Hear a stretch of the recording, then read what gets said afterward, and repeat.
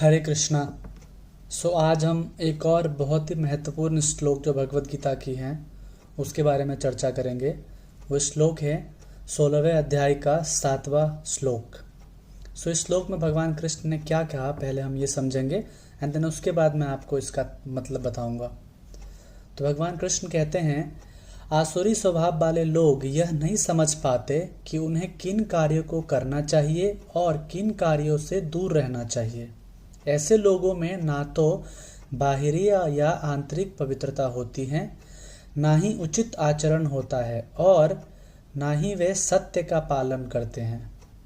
तो सबसे महत्वपूर्ण जो लर्निंग है यहाँ पर 4 चीज़ें हैं।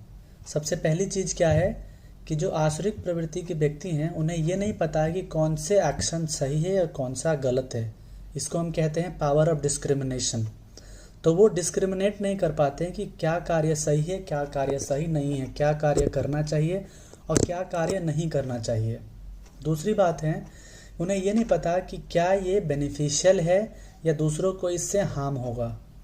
ये 2 एस्पेक्ट्स में किसी भी कार्य को इवैल्यूएट नहीं कर पाते हैं। तीसरा है कि वो ट्रूथफुल नहीं हो पाते। और जो चौथी बात है वो है कि वो अंदर और बाहर, आंतरिक और बाहर दोनों ही दृष्टिकोण से अपने आप को स्वच्छ नहीं रख पाते। अब इससे क्या होता है, जो लोग डेमोनियाइक प्रवृत्ति के होते हैं, मतलब आसुरिक प्रवृत्ति के होती हैं, वो ये नहीं समझ पाते कि क्या कार्य करना चाहिए और क्या कार्य नहीं करना चाहिए। वो हमेशा सोचते हैं कि बस अगर किसी कार्य से उनको फ़ायदा है, उनकी इंद्रिय तृप्ति हो रहा है तो उसे करे, अगर नहीं हो रहा है तो ना करे। अगर इवन दो वो कार्य दूसरों के लिए परोपकार है, बेनिफिशियल है, वो इतना नहीं सोचते हैं इसके बारे में। वो बस ये सोचते हैं कि क्या इस कार्य से मुझे बेनिफिट हो सकता है, चाहे वो सही हो या गलत हो। इसे एक एग्जाम्पल से समझते हैं। जैसे एक शॉपकीपर है और शॉपकीपर कई बार क्या करते हैं कि अपने प्रॉफिट के लिए जो उनकी तराजू होती है, वेइंग मशीन होती है, उसमें कुछ फॉल्ट कर देते हैं या सेटिंग करके कुछ क्वांटिटी कम देते हैं कस्टमर को। तो उससे क्या है, उनको बेनिफिट मिल रहा है, लेकिन वो कार्य सही नहीं है। वहीं पर एक दूसरा व्यक्ति हैं जो क्या करते हैं, ईमानदारी से अपना कार्य करते हैं, अपना सब्जी या सामान बेचते हैं।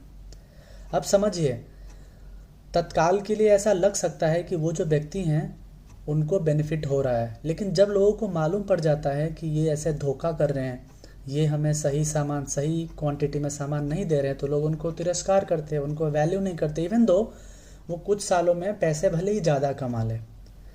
तात्पर्य यही, हमें यही समझना चाहिए कि हमें सही काम करना चाहिए, ना कि बस जो हमें बेनिफिट